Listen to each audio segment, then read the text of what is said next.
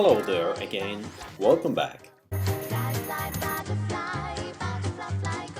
In the previous video we saw how quickly things get complicated when we try to incorporate more details to the description we want to do on nature.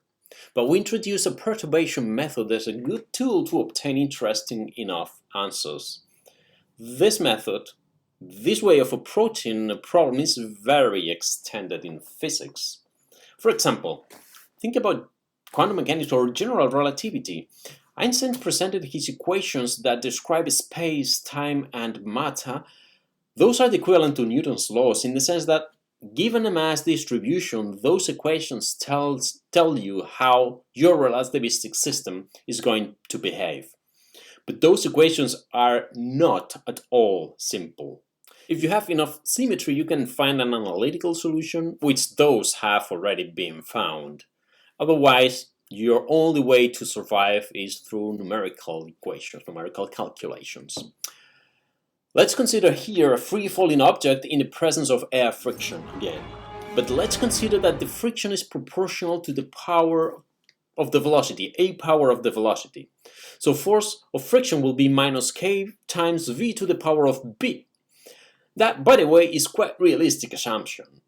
I'm going to use two different softwares here to solve numerically the problem and find the temporal evolution of the position, the velocity, and the acceleration of the free-falling object. First, I'll write a simple code with MATLAB, a commercial software that allows one to do simulations, and then I will do that with Excel. So let me share my screen with you. So first of all, let's name this code. This is going to be free fall with friction. It is good to comment the code always so that anybody else that uses the code can understand what the code is doing. So this is going to be the numerical calculations of the position, velocity, and acceleration. Here we know that air friction depends on a power of the velocity, and the friction constant is going to be k, and we will call b to the exponent of that friction force.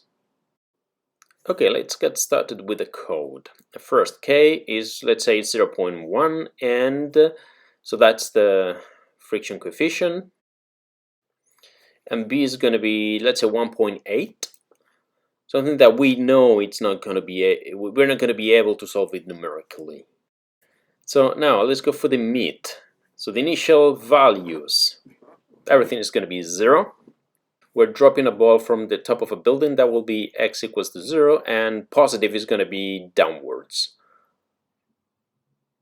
Initial acceleration is 9.8, but we know that that acceleration is going to change as we go down. Now let's write the loop. So I will be the index, and the index will range from 2 to 100 in steps of 1. And that index going up means that time is going forward. Now I will have the time as a function of the index will be the index multiplied by 0.05. So we're going to go in steps of 0.05 seconds. Let me comment this here. Then after time, we want to know what's the time interval between one iteration and the next one. So this is probably a little bit redundant, but I like to have that written that way so that I know that delta is going to be one instant in time minus the previous one. Now let's write the position. Position is going to be the previous position plus velocity multiplied by time. So this is the equation of assuming that we have constant velocity, but for a tiny delta time, that's going to be a good enough approximation. Then we write the velocity. The velocity is the initial velocity in that time interval, plus acceleration times time. Look that I'm using for this velocity, I'm using the previous value of the velocity and the previous value of the acceleration. And then I move forward one step. And now I have to write the acceleration, a of I. And that's going to be 9.8 minus the factor of coming from friction, k, times the velocity to the power of b. This comes from writing Newton's second law.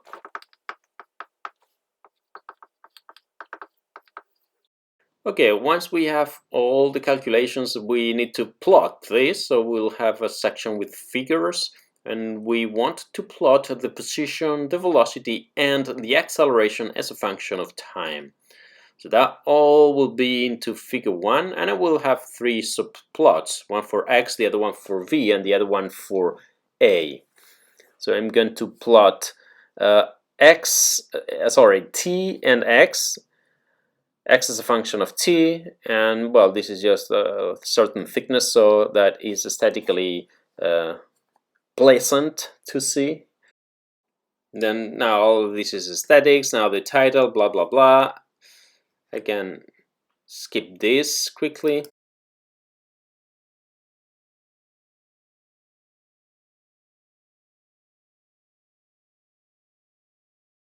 Now I execute the code, and I should get the plot of the 3 variables. Let's bring it here. Okay, magnify a little bit. Yes, so now I have here position. So at the beginning, so positive is going down actually, even though it's positive, but remember this dropping a ball from the top of a high building. And if you look on the right hand side of the right side of this plot, then it tends to linear behavior. So it increases the position, then it's just a linear behavior, because if you look here in the velocity reaches a terminal velocity after a while, after about 3 seconds, then it reaches the terminal velocity. So it moves with constant velocity, and the acceleration starts at 9.8 and then goes down, down, down, down, down, and after about 3.5 seconds, there is almost no acceleration. Now let's change this, instead of 100, 200, so that we go to twice that amount of time, 10 seconds, and then we can appreciate what happens for longer times. And again, if I bring the plot here, again, we can clearly see the linear behavior for high values of time, and then how the terminal velocity is reached and it stays there, and how after a few seconds then we have no acceleration. Okay, let's use Excel now. First of all, I'm gonna label all these columns that I'm going to use: time, position, velocity, acceleration.